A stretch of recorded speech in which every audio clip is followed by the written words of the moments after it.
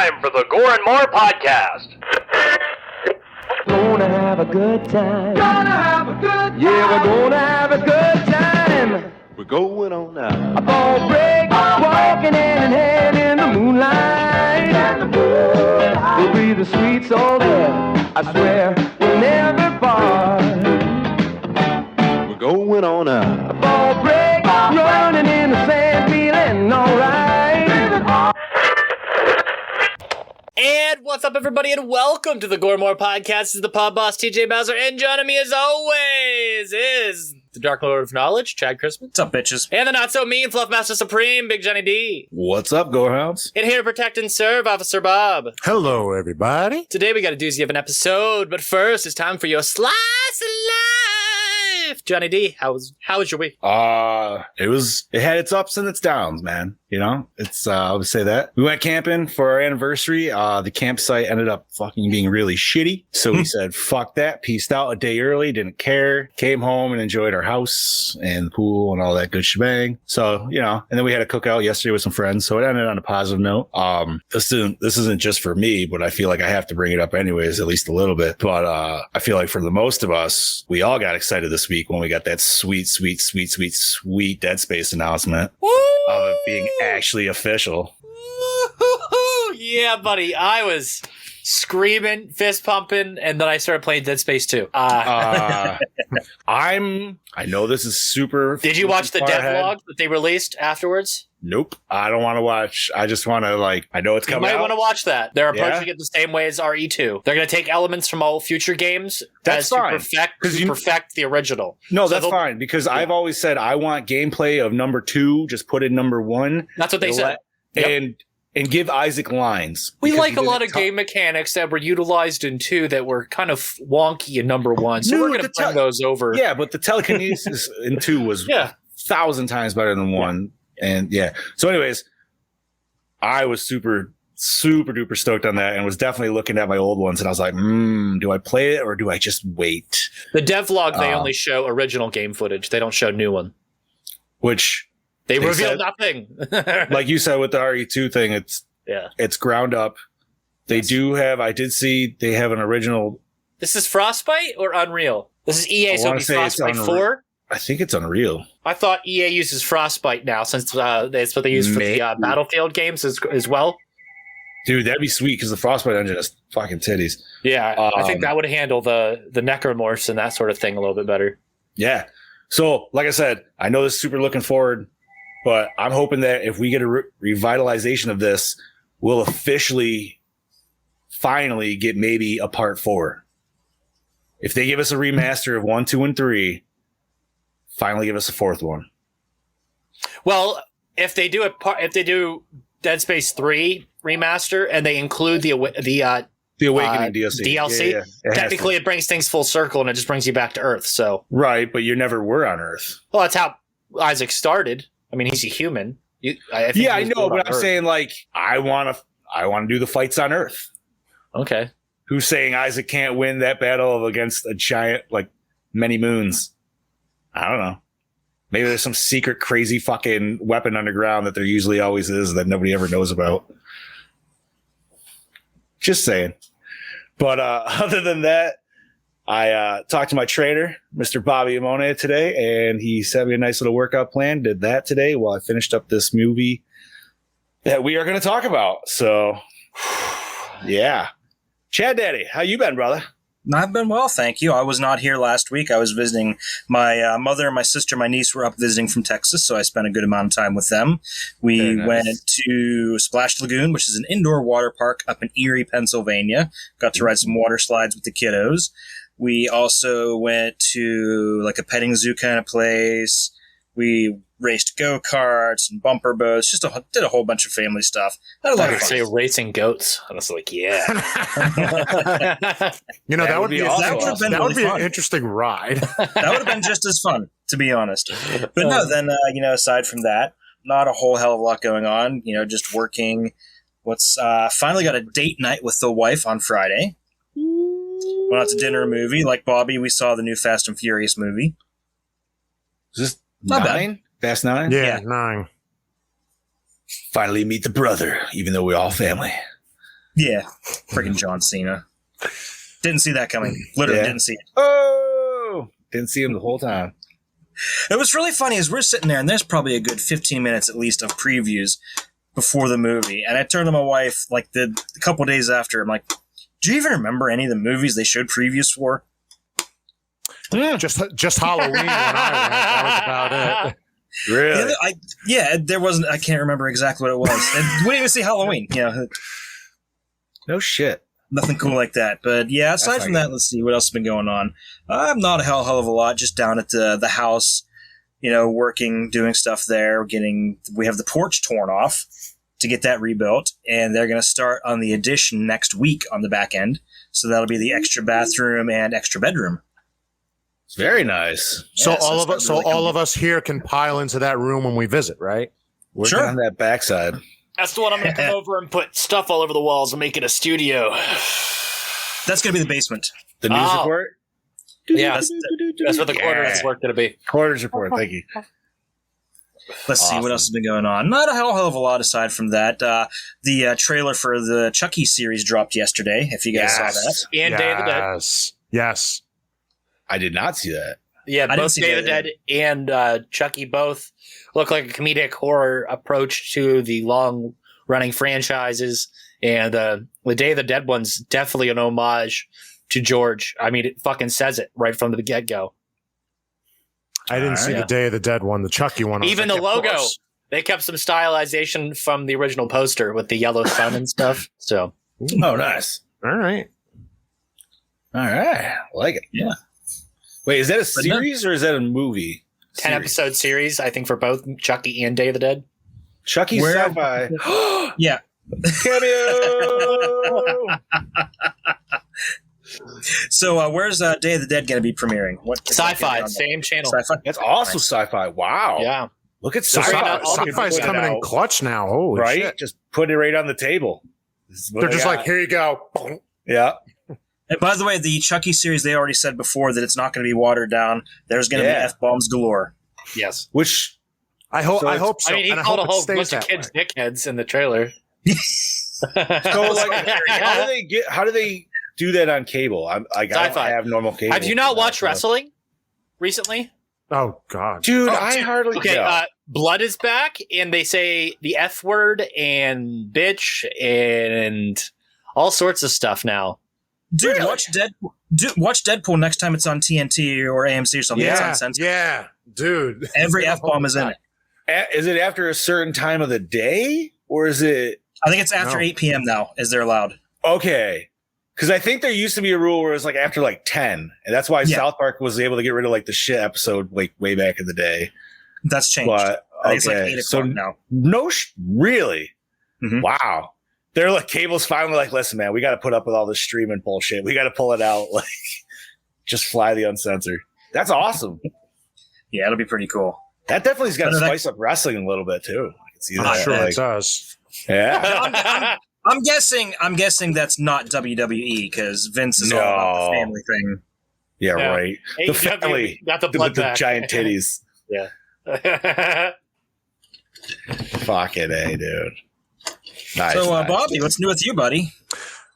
This past week, not much going on in the week. During the weekend, I was visiting an old friend of mine who moved down to South Jersey, so it was nice to go see him in his brand new house. Him and his fiance just moved down there not too long ago, so I went and hung out with him. And then Sunday, I was cleaning the lair. It needed it. Ooh, I was rearranging some sexy stuff and putting some new things. That's Bobby's nickname, the layer. The layer.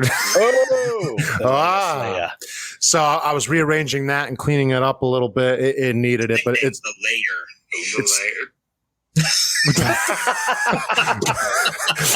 Is that going to be on that podcast? Is it going to be on the?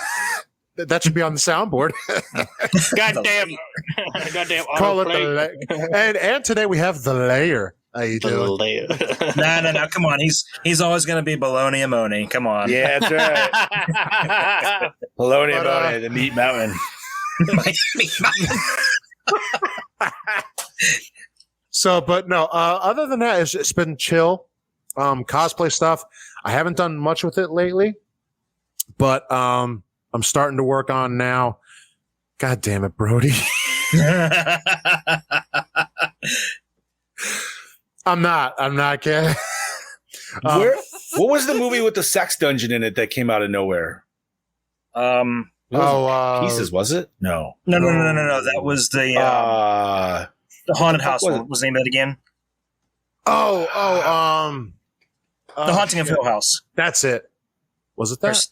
No, The Legend of Hell House. That was it. That's what it is. That was Legend of Hell House? Was the second? Yeah, they had the weird sex dungeon. I wasn't there for that episode. I remember the weird sex dungeon because, like, it was just I don't know.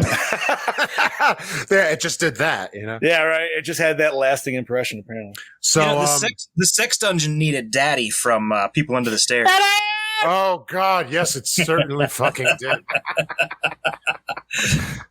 But so I'm going to start working on some little things for Jason and such. I got to get in touch with one of our sponsors, Mr. Lance McKinney, about seeing how the mask is going and everything. Because I know Big Dick himself.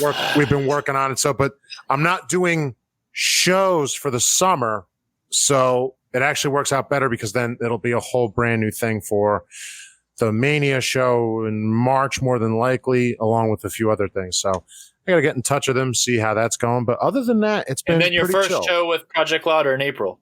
Yes, and that's going to be. Is that Steel City as well? Yes.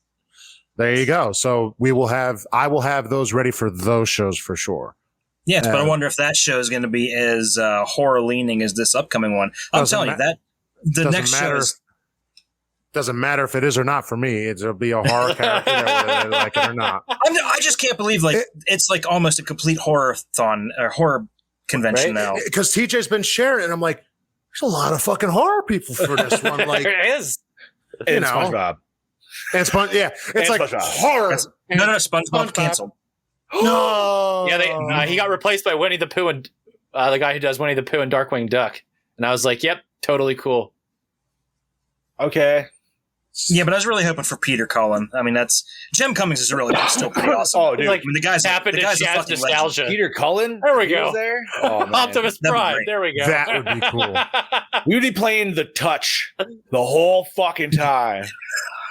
You got the touch. But man. But no, other than that, everything else it's just been chill right now. Not a bad thing, but new things to be coming. TJ Bossman, what about you? And Brody, I'm loving the comments. Fuck it, eh? Yeah, so I just been doing podcasts and stuff, man, and just put out episode 17 of Lights Camera Exploitation, and that is covering Mad Max 2, The Road Warrior, that is available now on ProjectLouder.net and anywhere else you consume audio-only content. Yeah, I'm excited to just completely tear apart this film today. I did nothing but hang out with my dog as both my fiance and my daughter are on vacation this week. So I'm going to watch a lot of films, read a lot of books, and do a lot of podcasting stuff. So, yeah. So you're living the bachelor life this week, buddy. Yes, sir. I had steak for dinner. Oh, so is that why is that why there's panties hanging off that TV back there? Oh, sorry. Those are paper towels because I was cleaning earlier. Cleaning up. Kidding. I have foiled your plot, Robert. And moving on, and that is this week's film with An American Werewolf in London from 1981, and this is Heather Dye's pick. Directed by John Landis, written by John Landis, produced by George Falsey Jr., starring David Naughton as David Kessler, Jenny Agder as Nurse Alex Price, Griffin Dune as Jack Goodman, John Woodvine as Dr. J. Hirsch, Don McKillop as Inspector Villiers, Brian Glover as chess player. Chess player. Yeah. David Schofield as dart player, Lila Kay as barmaid, Rick Mail as second chess player, Sean Baker as second dart player. These names are exquisite. Frank Oz as Mr. Collins, and he also cameos as Miss Piggy and Kermit, and then also Paul Kember. He's also the Mr. Collins. Yes. Sorry. Paul Kember as Sergeant McCannis. Music by Elmer Bernstein. Cinematography by Robert Patner. Edited by Malcolm Campbell. Distributed by Universal Pictures. Released August 21st, 1981. Runtime of 97 minutes. Budget, $5.8 million. Gross, $62 million. Holy fuck. Holy shit. They made their money, didn't they? God, They made their money. I think. Oh my lord! Oh my god! Good for them. Fred is in this movie. Rick Mail. You didn't notice that? That is exactly why I went that far down into the cast list, is because I wanted you to notice that. Oh, okay. Fucking A. That's why I'm like, when he said second chess player, I'm like, wow, really? This like, there's no other. That is exactly why I went that deep. Rest in peace. Rest in peace, buddy. Chadwick? Let's roll up beautiful bean footage. Oh, hell yeah. La la la la la. Isn't this fun? Lovely stroll on the moors. Did you hear that? I heard that. What is it? You think it's a dog? Nice doggy. Good boy. What happened to them? Oh, the police report said they were attacked by an escaped lunatic. A wolf. My friend Jack was just here. Told me that I will become a monster in 2 days. Your dead friend, Jack. Yes. Gotta believe me, David. Believe what? You're one of the undead, and I'm a werewolf. Tomorrow night's the full moon. You're gonna change. A what? You'll become... I know. A monster.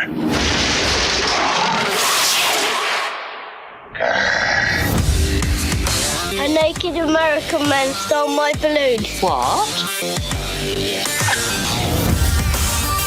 What did I do last night? You don't remember? The last remaining werewolf must be destroyed. It's you, David.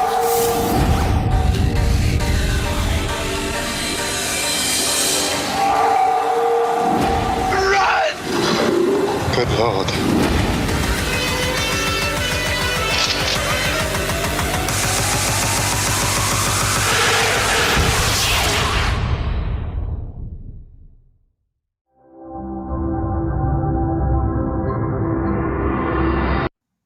Oh, hell yeah. I was not expecting that trailer for some reason. Yeah, that was not the best trailer. That was definitely some recut trailer with her like, yo, we're gonna put some Stranger Things music on that shit. It was the shortest one available. Really? Just because it's short doesn't mean it's the best. Yeah, but that showed a lot of shit anyways. Like, Yeah. Like you've ever had to deal with that, Bobby. Oh, that's true. All I gotta himself. He said he'd give her. All I gotta say He is said this. he'd give her the 5, just not the back 5. Touche. Fuck. You know, Bobby never has to worry about falling over. He's got a ready-made kickstand. Here we go. Oh. Subject change. Read the fucking thing, would you? All right. Read that bullshit, please. I'll take that shit because technically this was my pick, but we once again, like TJ mentioned, this was actually Heather's pick. Let's me And to probably put a little backstory behind that, this was actually the up against Candyman, which was Brody's pick. I believe that was February last year. Yep. If I'm not mistaken. Mm-hmm. So, which Candyman 2 is next week, by the way. Yes, Not it is. skipping ahead. But I did intentionally schedule it like that too. thank you. But no, Heather's been asking us for a fuck while to do this. So I figured it was owed. So we put it on the list. And yeah, here we go. Plot rundown.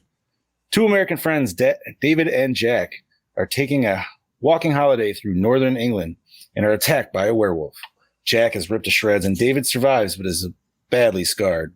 David wakes up weeks later in a hospital in London and is upset to hear that his friend's passing.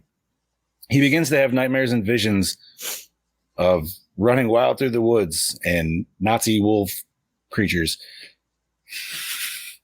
I know that wasn't written, but he becomes very close to one of the nurses, Alex, and when discharges, he stays in her flat in London.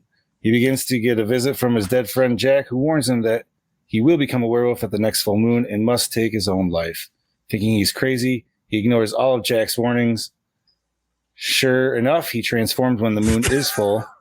Oh, God. I saw something fucking moving. I'm like, what the fuck is this shit? Sure enough, he transforms when the moon is full and goes on a murderous rampage through London. Then the fucking movie just abruptly ends out of nowhere. I'm punch you, TJ. I'm like sitting there reading it. I'm like, why is it's changing as we're reading it? Why is the fucking screen moving? I'm like, I'm not doing that.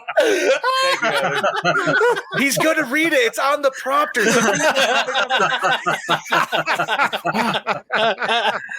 I'm just like, I didn't know. I didn't. It was like, am I doing something? What the fuck is that? Like, I was like, what the fuck's going on? What's Johnny I couldn't doing? see it on my phone. No, because I couldn't see it on my phone, so it just shows a little blue like Project Louder bar, like fucking. I'll say I have it on the screen, then I have it on my phone, and I'm like, I'm not touching anything. So I'm like, what the fuck is going on? Fucking A, dude. Holy shit. Oh, gentlemen, let's discuss this movie. Yeah. I take it from the pre-show discussion that TJ and Big Johnny D aren't huge fans of this. I am not. I was not, dude. I'm surprised. Listen, I'm not going to say I can't give it some pros. I can always find some good nuggets in there amidst the shit. But I just thought it was kind of a boring movie. And I can't. All right. I've seen this movie quite a few times. I mean, but this is the first time for the show that I'm watching. But as I was watching it, yes, it's a cult classic. I do love the movie. But I could totally see where Johnny's coming from. I do understand why it's a cult classic too. Like, okay, hands down, best part of the whole movie, transformation scene, great. Like, fan-fucking-tastic. We'll never, like, shit on that, take it away. Like, you know what I mean? Like, those are some sweet effects. I really enjoyed them. But the rest of the movie just, I don't know, man. It was something about the pacing of it and just, like, I don't know.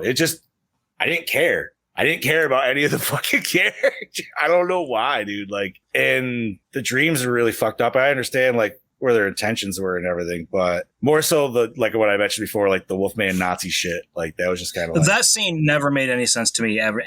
No, like, first time I saw it, I never understood.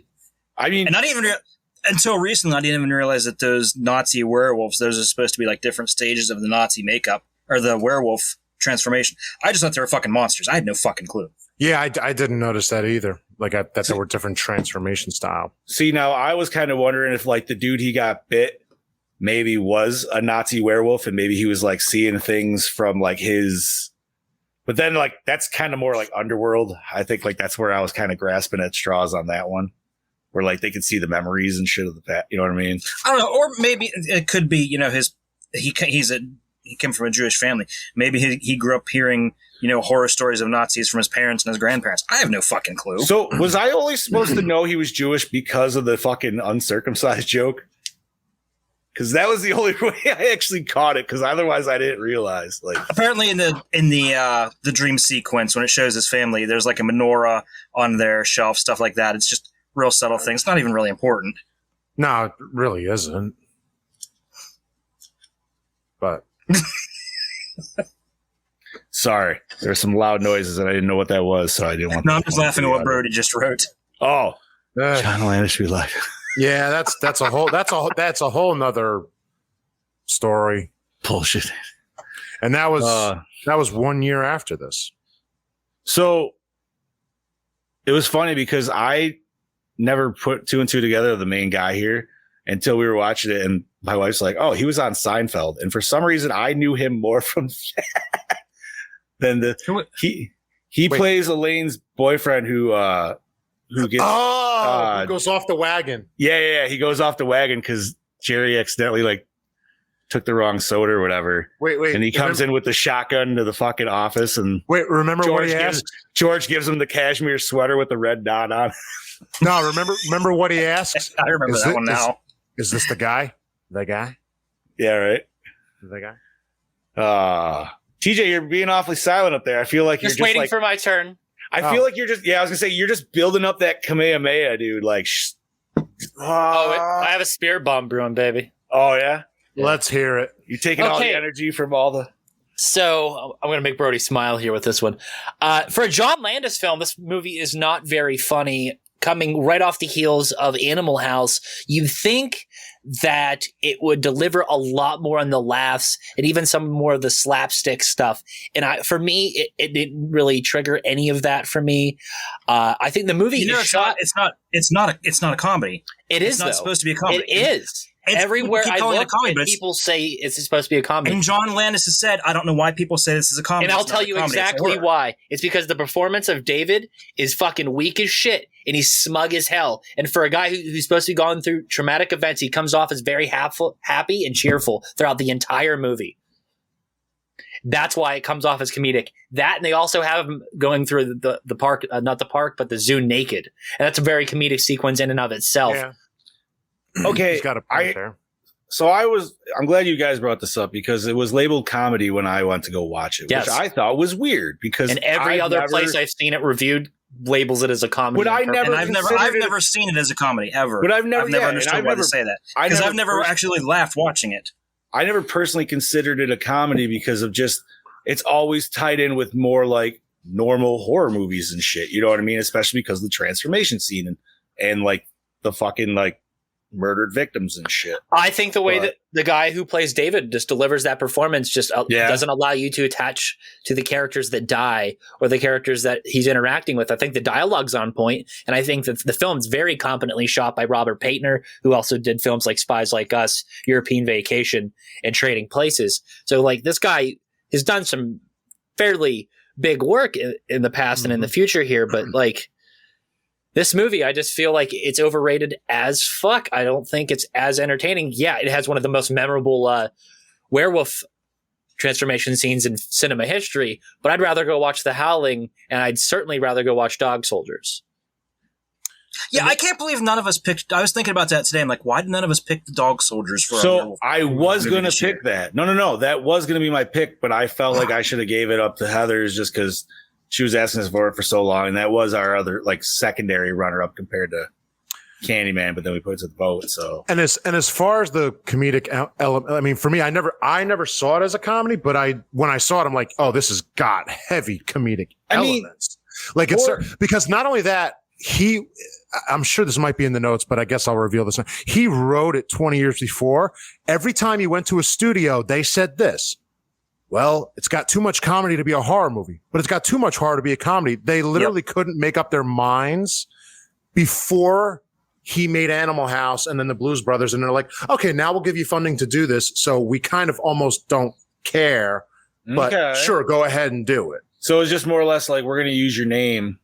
And you can go, so you can do whatever you want. Pretty much. So between those two movies, it was now he's got something on the map. He's got this horror comedy. Yeah, sure. Give it to him. A naked American man stole my balloons. What? And we mentioned the weird Nazi wear dudes, and I just think that's just totally fucking strange and doesn't really fit into the movie, other than the weird, really weird theme going on with our main character here that he is Jewish because of the aforementioned penis joke, and then again this really strange nightmare sequence with the weredudes these Nazi weredudes attacking what looks like their Christmas dinner or some shit, and it's just strange and it's out of nowhere. And I just think John Landis, as an open atheist, shouldn't be openly commenting on such Jewish traditions like this. Honestly, just because someone's Jewish, are they going to automatically have nightmares about Nazis? Like, what the fuck is that to assume? That's just strange. I mean, I would say maybe if it's close, because this is what, 81? Yeah. So he's born in the 60s. He doesn't know that. All he knows is stories. Yeah. I'm just saying, I just want a movie of Nazi werewolves now. Well, yeah. If it was a Nazi werewolf, we almost got that. Almost got that. Werewolf Women of the SS. Yes, it's just so out of place. You're right. Though. Fuck. Yes. I really wanted that movie to happen. I wanted that movie to happen for one reason and one reason only. Nicolas Cage is Fu Manchu. Yeah. So indubitably. Yeah, I mean, all right, I haven't watched this movie since I've been a kid. And like I said, I fucking fell asleep 3 times trying to watch this shit last night. I kept getting yelled at by my wife. She was just like, John. I was like, what? She's like, your eyes are closed. I was like, I didn't even But then like I finished watching it today and I don't know, man. Just something about it. Maybe that's what it is. Maybe the main guy doesn't like hit. Doesn't capture you. I don't know. I just don't care. Like it, yeah. And the end scene was cool. Like More so just because like the panic kills were like almost like overly crazy but hilarious at the same time, because you're like, the werewolf's not even killing anybody. This is just everybody else killing each other because they don't know what the fuck they're doing. Which was... And the werewolf looks soft as fuck. He does, dude. I was just like, he looks like my fucking cat, like on steroids, dude. Right? Like, he looks like he's soft like a cat. I kept thinking that, dude. Right? You're just like, oh, good, Wolfie. Let me just hold you for... I wish that was my cat, because I got to tell you something. Taking care of a lot of people. Oh, sorry, I'm not supposed to say that on air. Continue. A large part of the werewolf's design looking different like that is because Dick Smith used most of his good werewolf effects for the Howling. Which understandable. It's a superior film in my opinion. That's coming. I'm not saying it's not. Right. And it's definitely a better werewolf film. That's why I picked that instead. I was gonna say, there's a reason Chad picked that one. Yeah. There's two reasons. The other reason, full frontal nudity. Woo! There it is. I mean, you did kind of get some penis in this one. We could do. I can't wait to do the Howling 3. Oh God! The marsupials. The weird Ozploitation one with the lady with the wear pouch, like a kangaroo. Yep. She's a were-kangaroo? She's a wereroo? Yeah. Yeah, they're... do they have those? Oh, shit, Bro, do they have those? Thylacines, they're extinct, but yeah. They were called the Tasmanian tiger. He's all excited now. That's a fucking movie right there. I'd watch He's that. Pitching a tent. He's pitching it. Right? Fuck yeah. So should we take a peek behind these curtains? Yeah, I'm going to go through them real quick because there's a lot, and, well, you guys just don't really seem too interested in the movie, so I'm not going to do a deep dive on this. No, dude, I still want to hear. Like, I'll tell you what, man, there's like so much behind, like 90% of the behind the scenes stuff that I read was about how they made the werewolf appliances. I'm like, yeah, that's really cool, but that's not what I'm interested in. Per se. Okay, well, so this was actually the first film to earn the Academy Award for Best Makeup. The category was created in 1981. Now, the reason the category was created was because so many people were pissed off that there was no recognition for the makeup effects for The Elephant Man, which came out the year before. So they created the best makeup effects category, and this was the first one to win. No shit. I mean, I can see why. Which is actually one of the only categories I care about in the Academy Awards anyways, is this, special effects. Yeah, who cares about best film? Most of them are boring. If you want proper ratings, head on over to projectlouder.net, your source for pop culture and so much more. Nice. All the songs in the film have the word moon in their titles. Blue. Rick Baker claimed to have been disappointed by the amount of time spent shooting the face-changing shot for the transformation. After having spent months working on the mechanism, John Landis owned the required one take lasting about 7 seconds. Baker felt he wasted his time until seeing the film with an audience that applauded during that 1 7-second shot. I mean, yeah. Sometimes a lot of work goes into very little reward. Yeah. But yeah, it's not reward. You know what I mean? Like, no, yeah. But the reward itself can be great, obviously. Like, that's like stop motion animation, man. You know what I mean? Like, you got to do fucking ages of work to do fucking 20 seconds of film. Yeah, it's ridiculous. That's why Harryhausen was widely received as a genius. Continuing, this is unlike most motion pictures, this movie was filmed in sequence. Oh, really? Mm-hmm. That's interesting. Cool. The reason it was filmed in sequence is to give Dick Smith more time to work on his werewolf effects. Yeah. Oh, okay. There you go. Dick Smithy. Because, like I said, he was going back and forth. He actually started to work on The Howling, and I'll go into that later. But he actually kind of subcontracted it out to Rob Bottin, who was his protege at the time. Oh, that's cool. Give him some. Let's see. Only 4 American work permits were requested by the British government for the production for John Landis, Rick Baker, David Naughton, and Griffin Dunne. The first 3 work permits were granted by the British government without question. You know what? Fuck this. Who cares? The only reason they gave Griffin Dunne the work permit was because John Landis threatened to change the name to American Werewolf in Paris and shoot there instead, which, of course, that was the sequel. Okay, so question about that. Mm-hmm. I've never seen the sequel. Have you? Yes. No. Bobby's a no. Okay. How does the sequel... Has nothing to do with this movie at all. No whatsoever. None. Damn it. I was hoping, just for a shot in the dark, that maybe the nurse was pregnant. That was originally going to be what it was going to be about. It was going to be his daughter, their daughter. See, now that would totally make sense for a good follow-up sequel, and that's why you would have another werewolf, because technically the clan isn't dead yet. Yep. And yeah. No, there's no, just the themes are the same. That's really about it. And Brody said the sequel's pooped out. It is, and the story isn't bad, but the all CGI werewolves are horrible. The only thing that I personally remember about this is it's pretty much essentially a Bush soundtrack. Yeah, pretty much. Yeah. All I can remember the is soundtrack the is the best trailer. Yeah, I can remember the trailer, and it's Bush's Your Mouth. And I was just like, as soon as I even said that, it just started playing in my head. It's like, yo, mouth. Oh, God, fucking damn it. I haven't heard that song in years. Thanks, John. You're going to fucking hear it the next week, dude. You're going to be like, I am. Son of a bitch. God damn it, John. Right? Dude, you know what?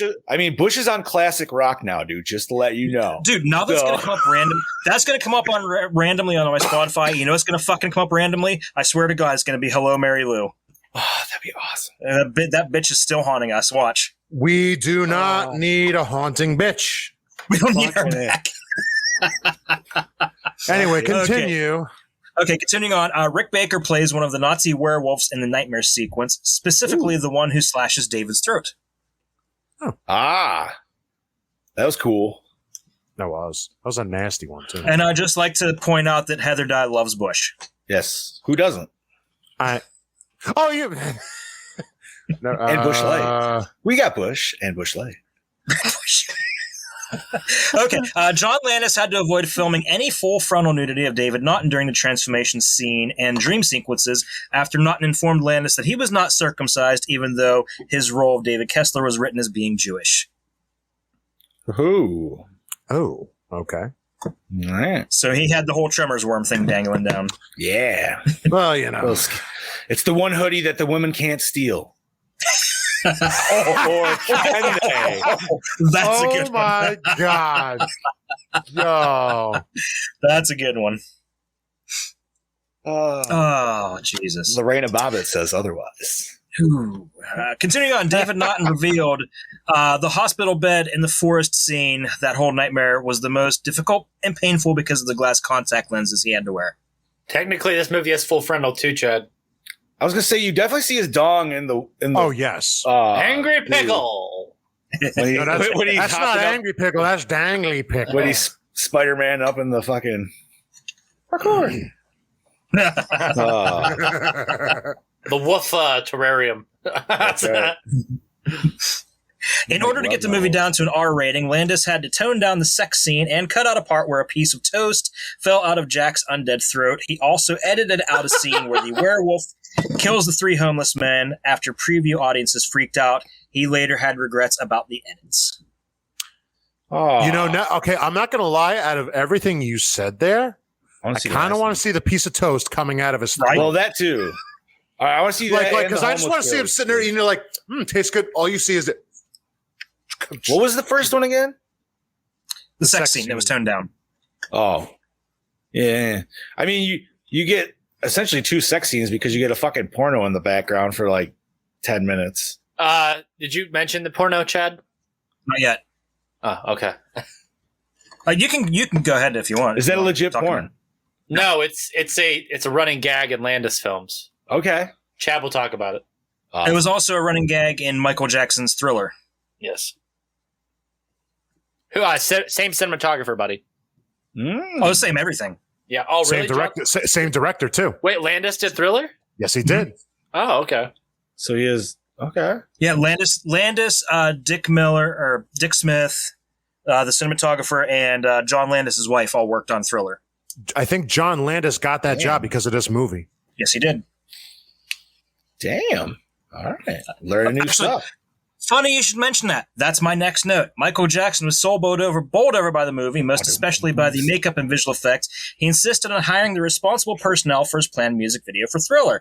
When John Landis agreed to direct, he brought on board his foremost werewolf crew, including Rob Painter, Elmer Bernstein for the music, forgot about him, Rick Baker, and his wife, Deborah Noodleman.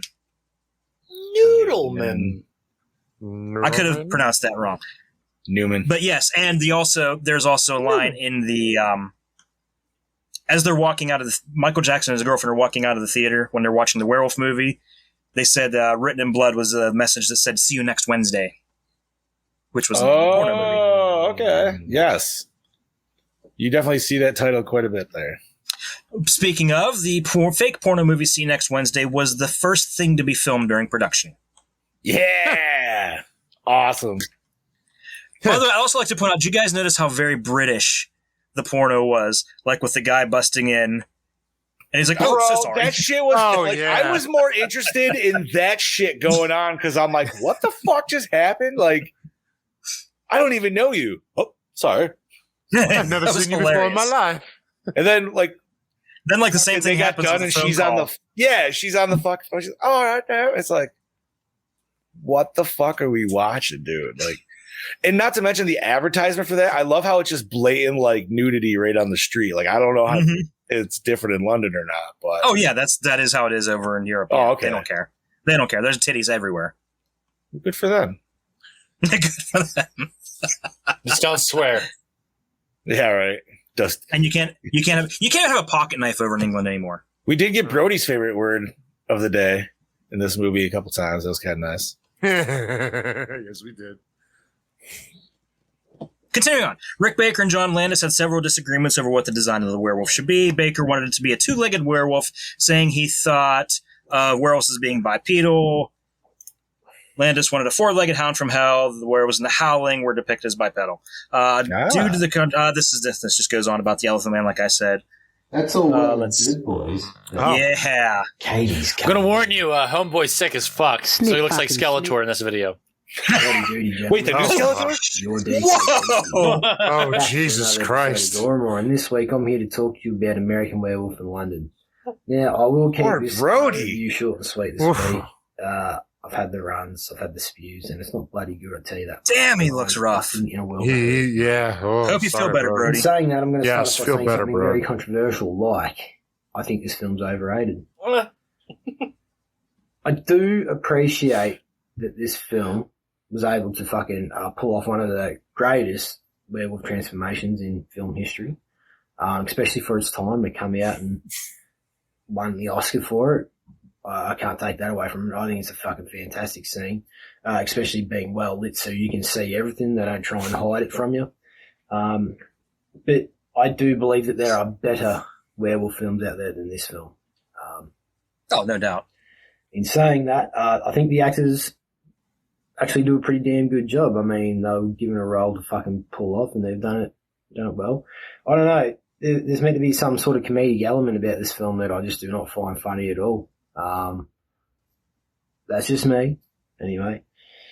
What else? The cinematography now, like I was saying before, the well-lit scene with the transformation, I think that was very well done. But that transformation scene and the rest of the film, the cinematography, is just pretty basic, pretty straightforward. But yeah, like, I don't know, I personally am not the biggest fan of it, and I do apologise to the people out there that are. So, anyway, this week I'm going to give it a Gore N More score of a 3.2. I'm probably being generous, but in saying that, this is your DKB signing out, and I hope you have a great evening. See ya.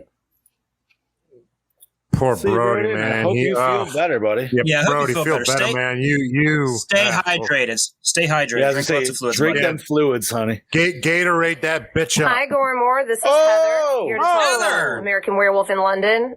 Obviously, the first thing I'm going to talk about is practical effects. So, the famous werewolf transformation is, of course, the most notorious aspect of this movie.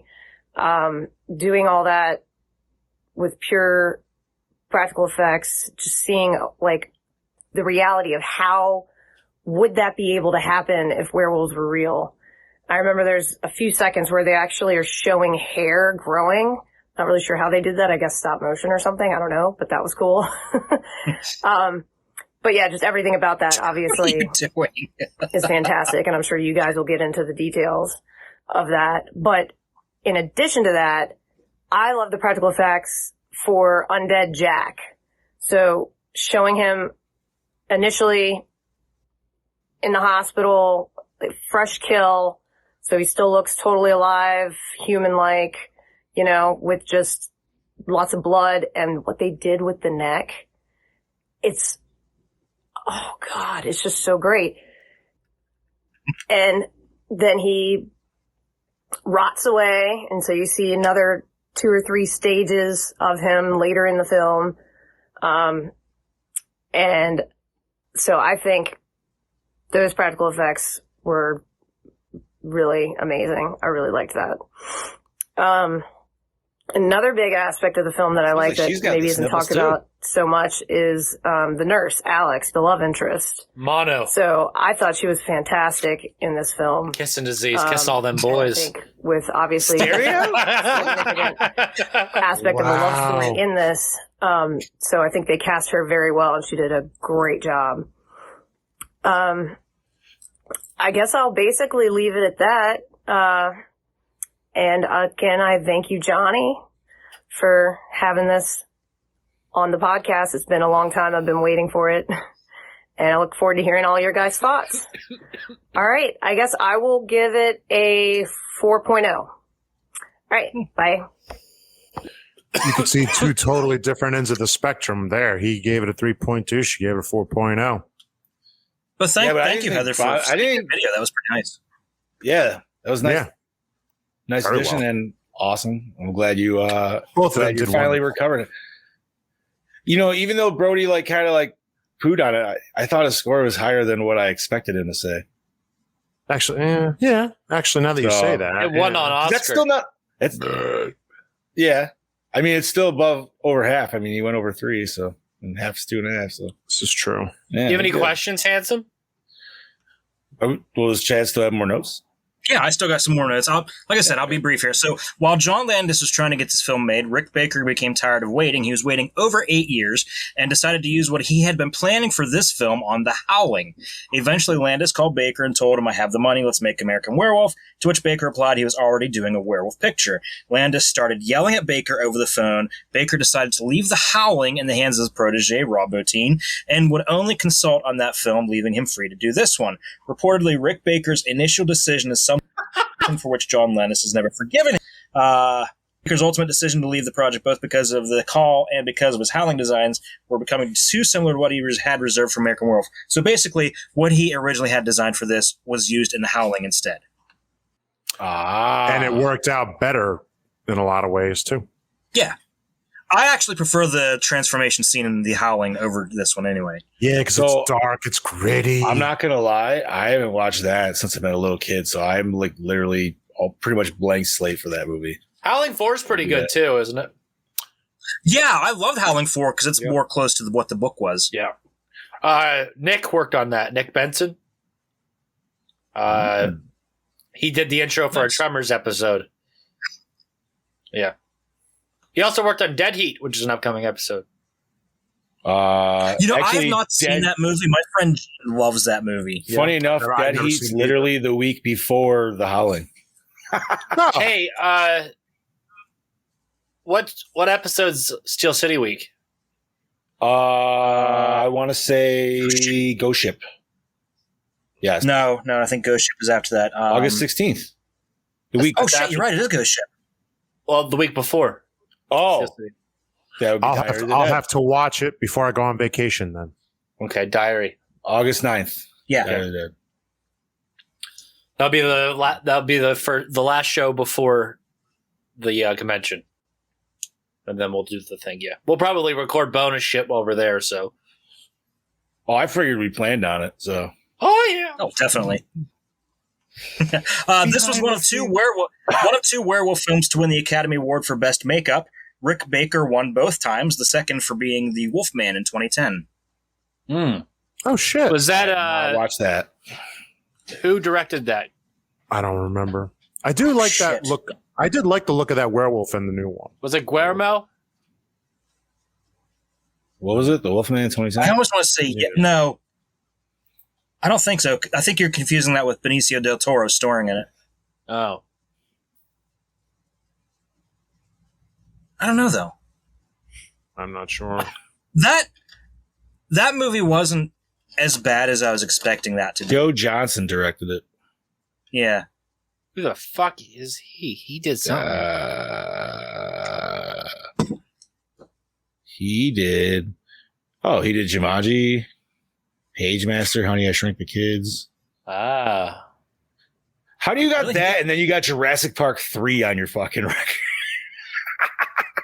Hey, Jurassic Park 3 was a solid movie. I do enjoy it. Listen, I still love it. Don't get me wrong, but yeah. Spinosaurus. Oh, wow. He did Captain America, the first one. Oh, yeah. He's in the rabbit hole. Fuck! Let's go down. Let's see. The Porn Theater, as written by John Landis in 1968, was supposed to be a theater that showed old cartoons. By the time he shot the film in 1980, the cartoon theaters in London were all replaced by porn theaters, so he adjusted the script accordingly. Hey, we got more titties, right? Yes, we did. This picture was released during an early mid-'80s cycle of werewolf movies that included Wolfen, The Howling, Teen Wolf, I forgot. Howling 2, Full Moon High, Teen Wolf 2, The Company of Wolves, Silver Bullet, and The Howling 3. Yeah, Silver Bullet. Oh, my next bit. Guys, you're gonna love this. Guess what was used for blood during filming? KY? I'll tell you what it's not, Chad. It's cranberry sauce. Yeah! Oh my god. Isn't that fucking great? You know, it is coming up to we're gonna be coming around the bend to fall pretty soon here. There's a cranberry sauce already. Yeah, right? Oh, speaking of Gary Busey, I watched Piranha 3DD today, and Gary Busey opens that film. Yo, all the older piranhas are all on Prime and shit. I saw. Yeah, I was like, oh wow, we were just fucking talking about this shit. Hey, speaking of that, Chad, did you hear about our Piranha Month idea? Yeah. Hey, can you? Chad wasn't here. Chad is. I can hear you, Chad, but you're frozen. Yep. He can refresh while we're doing our thing. No, he wasn't here, but I don't know if he listened to last week's episode. To the audio yet. Yeah. I didn't release it though, right? Yeah. No, I thought you did. Yeah, I did the Tucker. I was just saying because I know I see. Yeah, I was saying Bobby just shared it. I remember that. Chad is back. Yeah. Sorry, guys. My cup bumped the camera cord. Chad, did you by chance get to catch last week's episode at all? I did not. If not, that's Heather told me about. Heather did tell me about Piranha. Piranha Month. It says Shark Week. I don't know. I don't know about that. Come on, we'll be going deep into next summer, dude. We'll just plan it out a year in advance. There's only one good Piranha movie, and that's the very first one. Listen, we're gonna ride. Let's just ride this ship together. Yes, come on, they're all fucking fantastic. Okay, I am not. Loved 3D and 3DD. I hated 3DD. It was stupid. It was terrible. Dude, Hasselhoff. It had Todd. This is why we need to do this. Todd Packer was the main character, and I was so happy when he died. I hated that guy. That's the point. He was supposed to be. I hate Todd Packer. Todd Packer's the man, though. He gets all the bitches. Oh my god. We need to do this, dude. We have to do it. Also, Piranha 3D starts with Richard Dreyfuss playing an elderly Matt Hooper that gets sucked into a whirlpool caused by a fucking earthquake and then eaten alive by fucking piranha. That's how Piranha 3D starts. The fucking sock couldn't get him, so the piranhas did. And then they match it by Gary Busey getting his eyes eaten out. Like, dude, I'm saying we need to do it, man. Please don't make me watch 3 Double D again. That was 90 minutes of my life I'll never get back. It's bad. I've never seen it. I'll watch it with you, Chad. Let's watch it. It is horrible. I'm gonna have to. I might have to have a few beverages watching this. That's fine. Maybe that's the point. Wait, just have a bottle of whiskey with you. A bottle of whiskey with you. And there you go. I might need to. It's bad. We need to do it next year. 2022. All right. Piranha month. Okay, I mean, so if we do Piranha, that we have Graham do the intro for that episode, since his profound love for Joe Dante. I'd love to hear what he would have to say. Oh, fuck it. I mean, Piranha 1's what? Just Jaws with little fish. Basically. But there's like one set of tits in the original Piranha. Mm-hmm. And it was this real quick scene where like the main girl flashes her titties at a security guard to get past. And I'm not even sure that's her titties because it just like cuts away real quick and then it shows tits, but you don't see her face. It's probably a stunt. It's probably like stunt titties. Stunt tits. Stunt titties. So yeah, that's all I got. Thanks for the little trip down Piranha Road, guys. Yeah, of course. Oh, don't worry, we'll be down that road officially.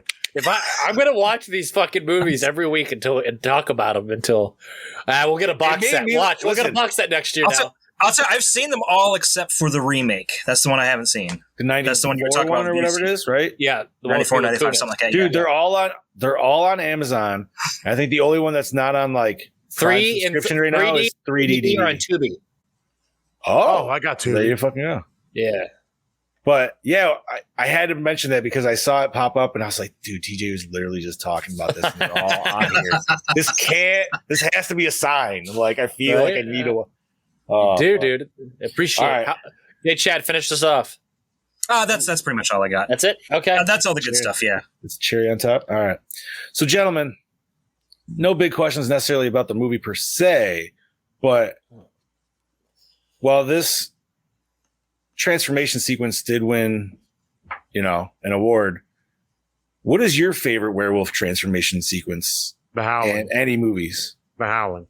Howling? I think I'd go with The Howling as well. You know what? This might be a little different, but I'm actually going to go with Trick or Treat. Ooh, I love when those girls transform. Oh, wait, can I change mine? Because I do. Wait, no, can I put that one as a second pick? Sure. Because that was good. That was Monster Squad really good too. What's that? And the one in Monster Squad pretty good too. He's got nads or nards. No, like the werewolf transformation scene in Wolf. I don't really remember. all I can think about when I think about the Wolfman is he's fucking Uncle Rico from goddamn Napoleon Dynamite. So yeah, the transformation scene in Company of Wolves was really cool too, where it's just like the werewolf coming. It's the whole thing just coming out of the mouth, like the Ginger Snaps transformation's pretty good. I never sat through Ginger Snaps. Ginger Snaps I've never personally seen. Shudder has 1 through 3. All right, 3 of them. I knew there was 2. Yeah, but that was more. Cool. That was more of a progressive transformation. It wasn't like instantaneous. Yeah, if I remember, it's been a long time since I've seen the first Gingers. Yeah, dude, I've never. Fair enough. Yeah, depends on what you like, John. That was. So, what would be your favorite, boss man? Like I said, the Ginger Snaps one, if I remember correctly. Like he said, it is gradual, but Howling 3 with the marsupial pouch. Yeah. I mean, okay. I've never seen that one, so I'll have to find that one. I think I have the DVD somewhere. All right. Werewolves down under. Howling 3. I have a question. What's up, Daddy? So, boys, I'm sure you guys have all had sexual encounters in your life, Bob especially. Why is it? So, I have a question. When dealing with the ladies, who has ever gone to lay down? Oh God, here we go. Yeah, who has ever gone to lay with one of them, and then she proceeds to tell you about all the people she fucked prior, right before the act, and then you proceed to fuck her then? Like, how does that not instantly kill your boner? I mean, like, hey, maybe that's how British people. Maybe that's how British people do it. I don't know. To be fair, she was still in single digits, dude. She was still single digits. Don't give a fuck. Listen. I've never been in that situation, but I know if that was me and you're sitting there telling me you've been with 7 other people before me and you're just bragging about it, I'd be like, okay, you're in the single digits, but I don't really give a fuck. So maybe it's because this was at the beginning of the whole AIDS epidemic, so that could have something to do with it too. Ooh, all right. Ooh, shit. Right. Okay. All right. Plus being a nurse, so you know. I was about to say that, like, she got rocks in her head. Yeah, buddy. That's something.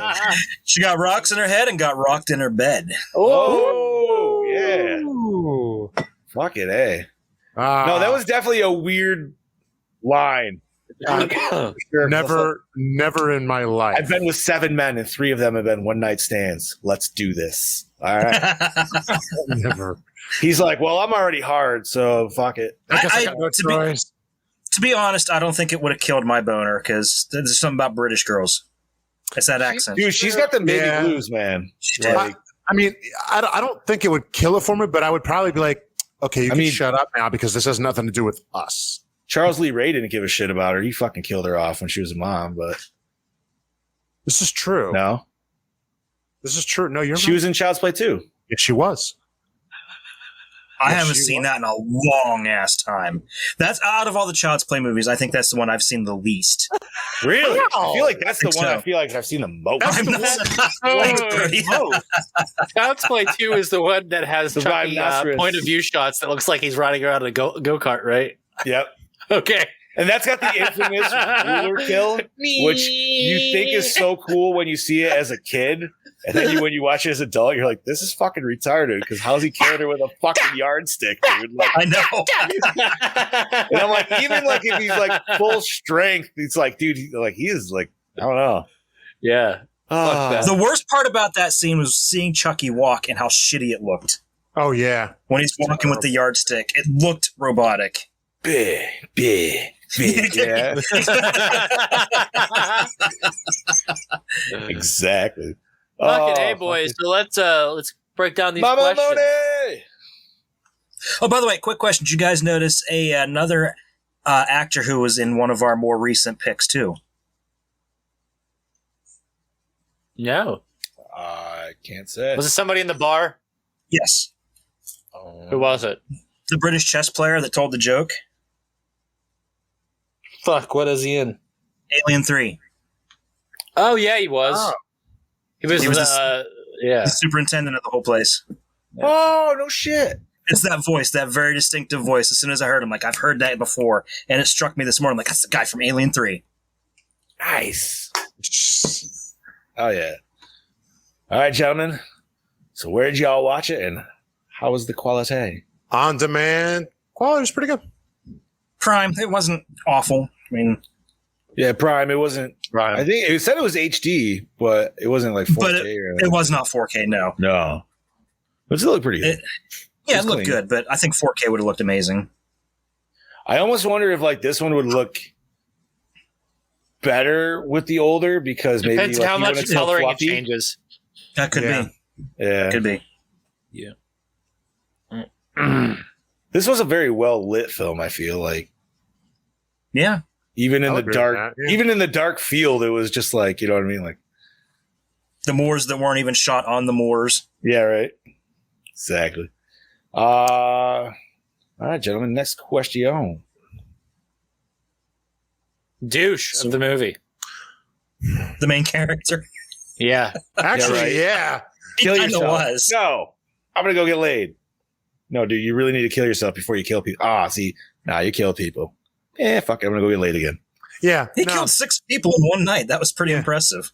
Main character, yeah. Right? He must have been really hungry. He was saving out for that whole time. Wolfie David Kessler fucked up. Continue on. Is this the first one that we ever said the main character was the douche? I think so. I thought it wasn't. Blood Rage. But was he the... I don't remember. I mean, I wasn't on that episode, but I don't remember if Terry was picked as the douche or not. No, didn't. Well, because it... he was, but he wasn't necessarily the main character because it was him and his twin brother. So it was kind of like a shared role. Yeah, I guess it's still. I'll count it. I really need to make Steph sit down and watch that. I really think she'd like that one. Blood Rage? Oh, it's so good, dude. It was. It was really good. Thanksgiving classic. Favorite kill?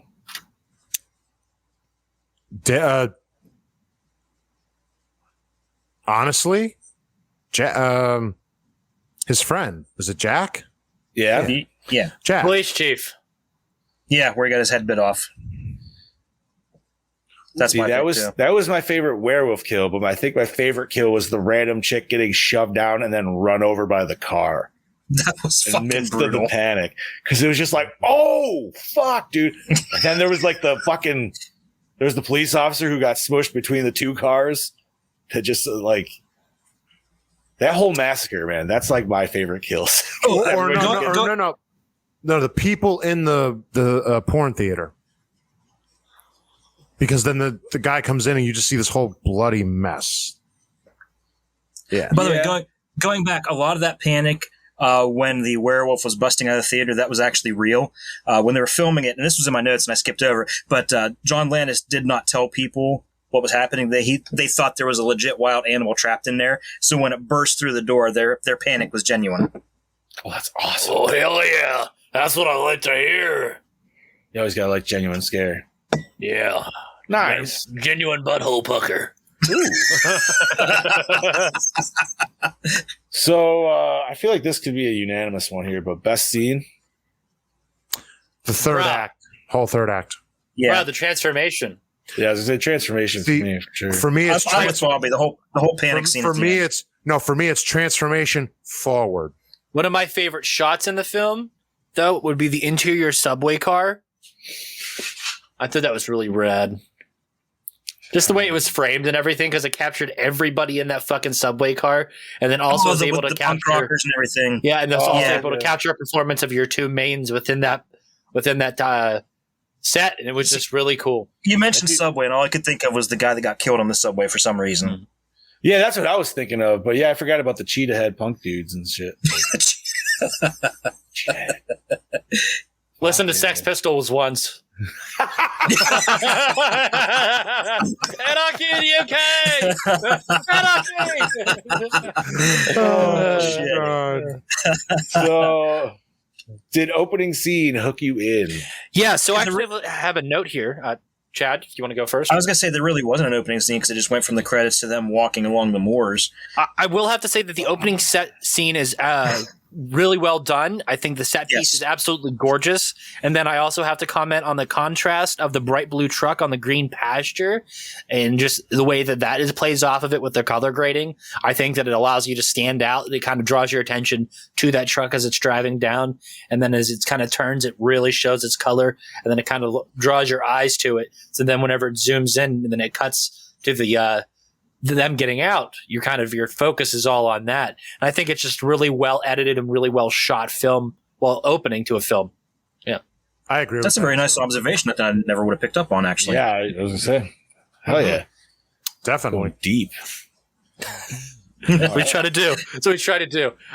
So where are we at? Listen to TJ going, oh, lights, camera, exploitation on our asses. Oh, my Lord. Bring it on.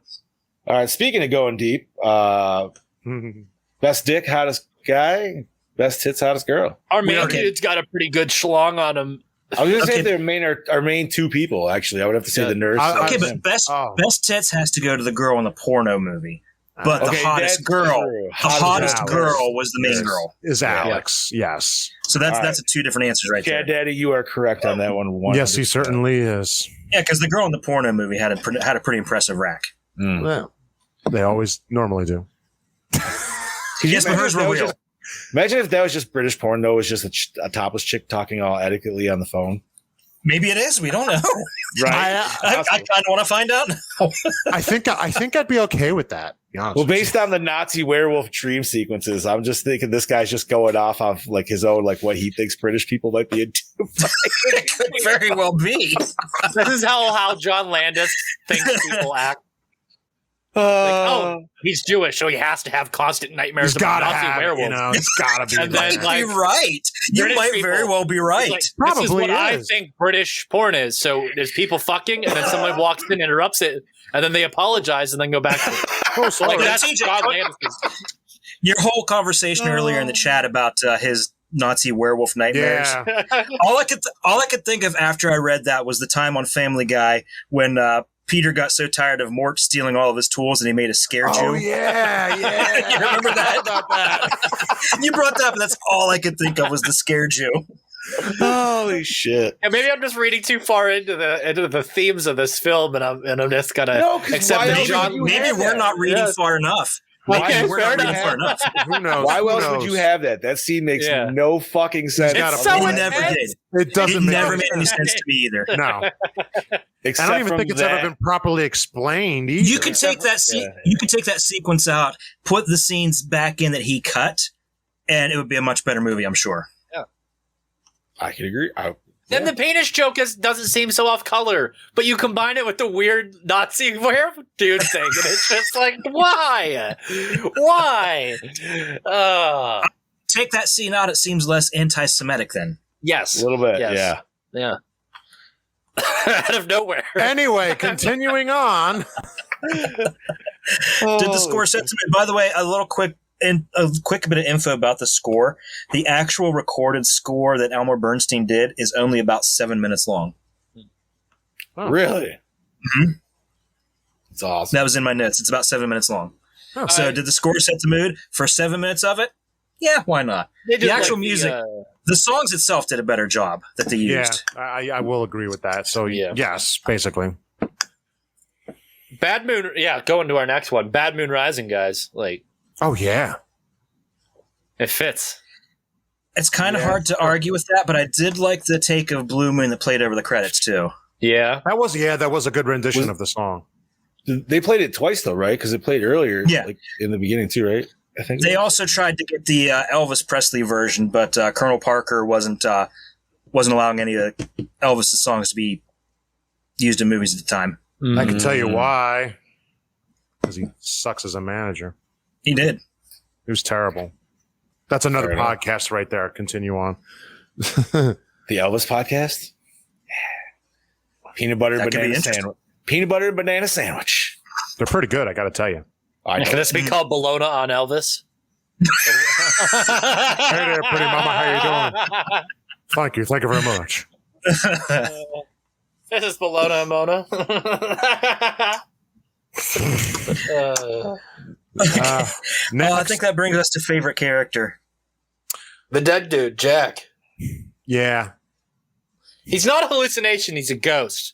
So I had like a little fight with myself. I was like, he's an undead or living dead? What the hell he kept calling himself? Well, because he only David can see him. Right. But he's not. I do love his decomposition. But he's rotting like a zombie. Yeah. Yeah. It's like the Frighteners. Hmm. Yeah. That's exactly what I thought too. By the way, and John, they do the same thing in the American Werewolf from Paris too. Yeah, but undead's normally associated with do they? Yeah. Yeah, but is it all CGI like effect makeup and shit in the sequel, I'd imagine? Like more or less, yeah. That was like 96, 97. I think 96. Might be 95. No, 97. Okay. I did because it came up when I was watching. It was 97. It said. All right. Let's say, when did Bush release your?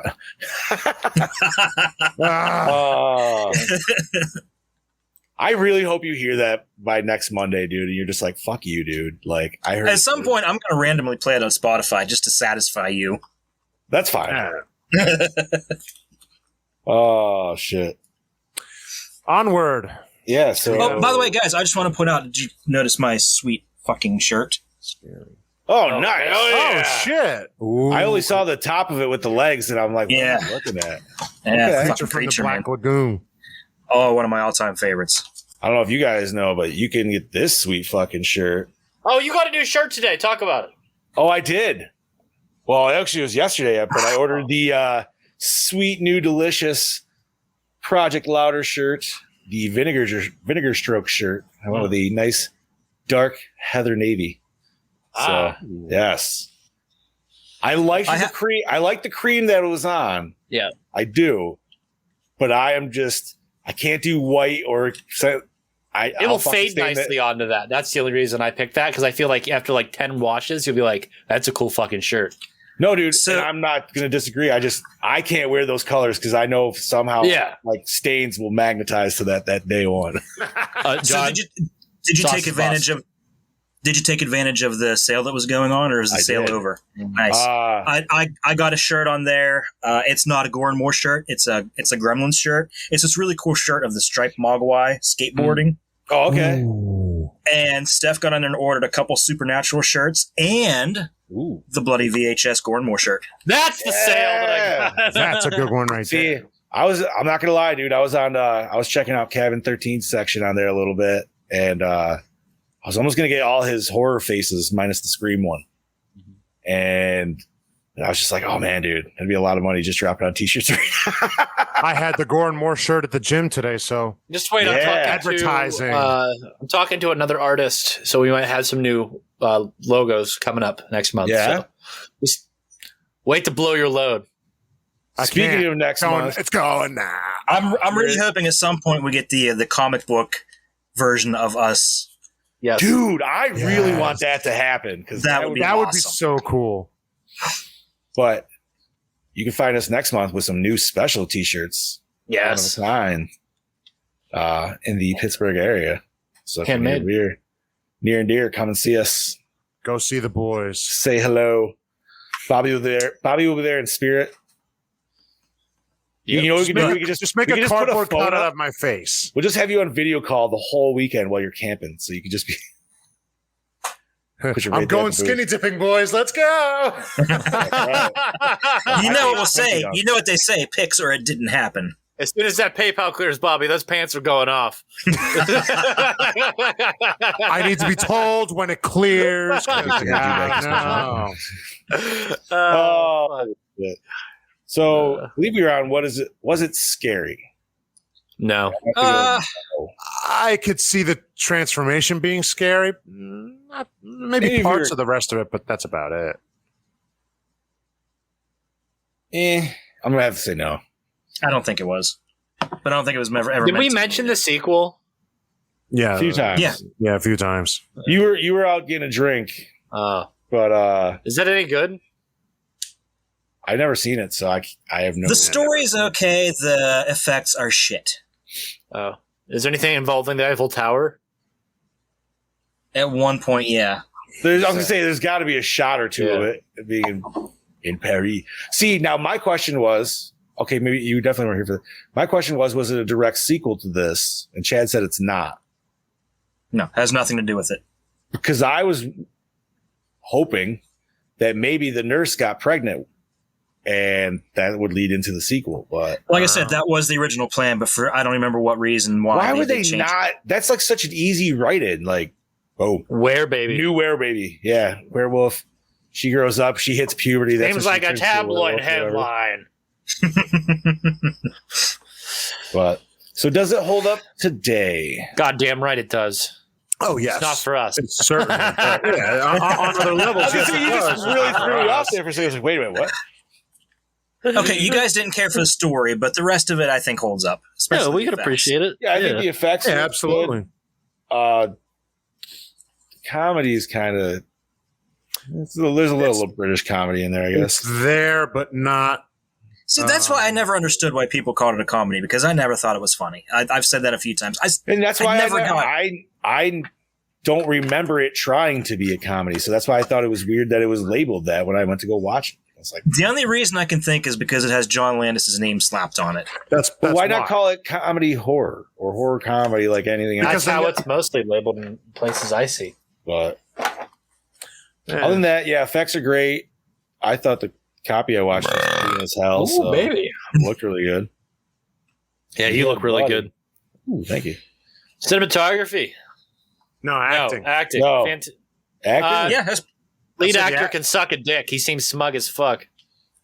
Everyone else did good. For his performance, yes, but everybody else was great. The smug cloud. Do you think he was intentionally being told to act smug because he was a werewolf? Maybe it was kind of like a pheromone kind of thing. Maybe like he was like an alpha male. Yeah, that's interesting. Homeboy's a Sigma. He ain't even fucking alpha. Not actually.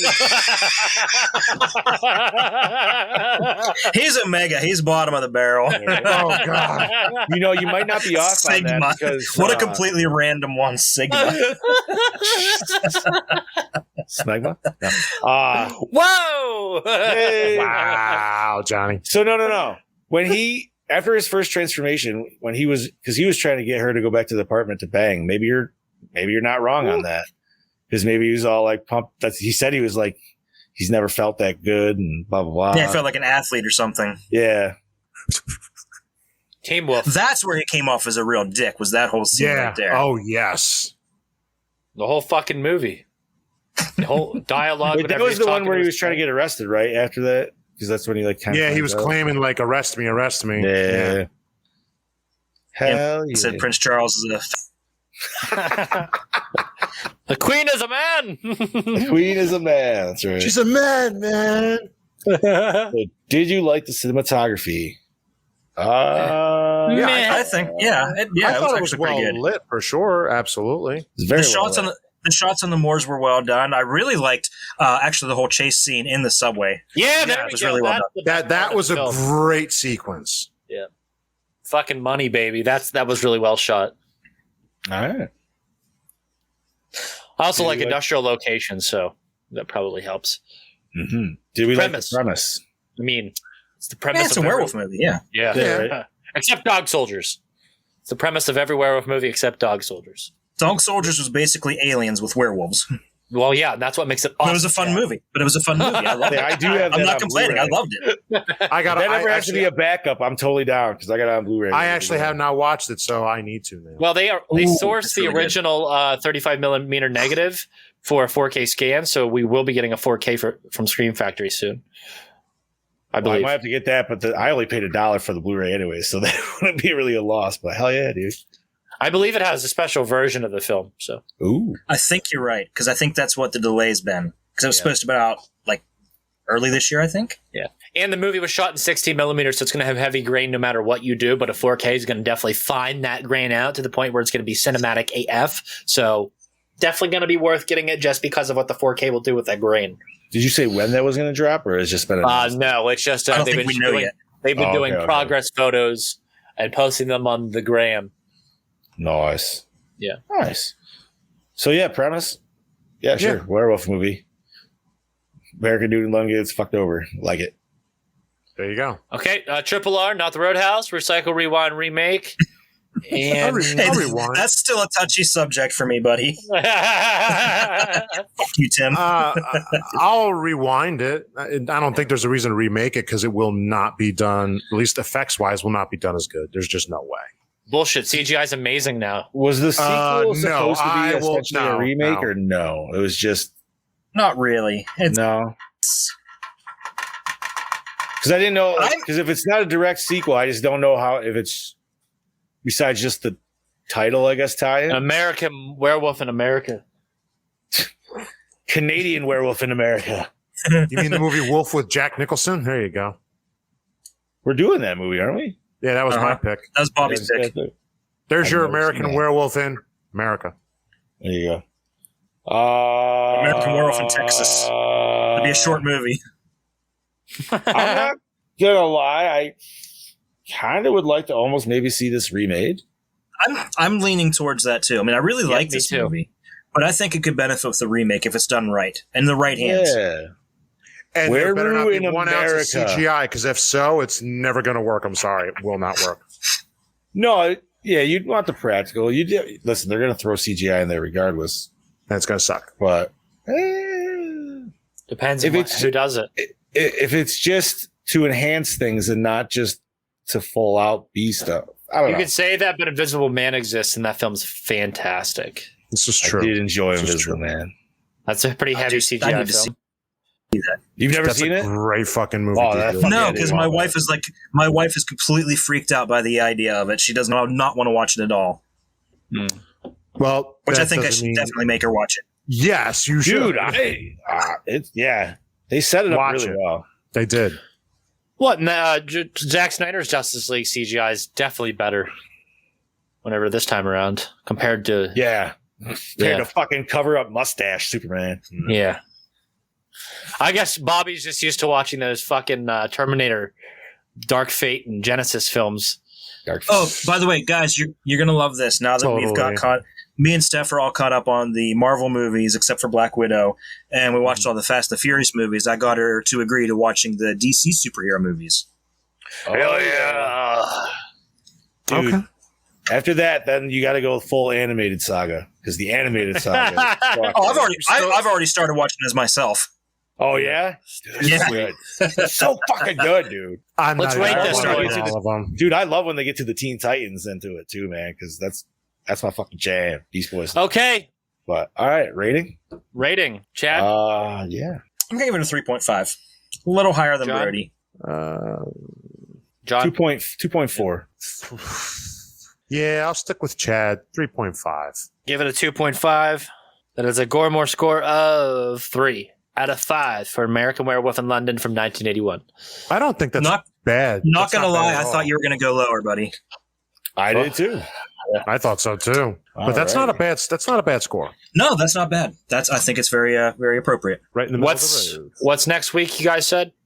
Candyman 2, which can be found on Farewell to the Flesh. Pluto for free. It's also on Amazon and all that good Shout Factory, Blu-ray, Region A. I don't know if it's on Shudder though. I haven't checked that. I think I saw it on demand, so that's probably where I'll end up watching it like normal. It's available somewhere. I know that. Oh yeah, that's not a hard movie it's to on find. Pluto, so, and then then after that will be Diary of the Dead, and then we will be Steel City Con, buddy. After that, yeah, that is creeping up on us. 2 more shows to the God. That's fucking insane, dude. Like that's like 3 weeks away, right? And I just got my PTO day approved for that day too, the Friday. Excellent. Oh, nice. I can't wait to see my boys. This is gonna be great. Also, Cameron Miller from Comics and Kaijus will be joining us all weekend long, and we'll be at the booth. We talk all thing kaijus and comics with you guys. So I'm excited to see him again. I'm excited for him to meet the rest of the Project Louder crew and hang out all weekend. And I can't wait to meet all of you listeners. So I'd say that's it for this episode of the Gore N More podcast. This is the pod boss, TJ Bowser, signing off. This is Chad Daddy saying I'll see you next week, bitches. This is your Fluff Master Supreme, Big Johnny D saying see you later, Gorehounds. This is your Killing Machine, Bobby and Moan saying we'll kill you next week, people. Ha ha!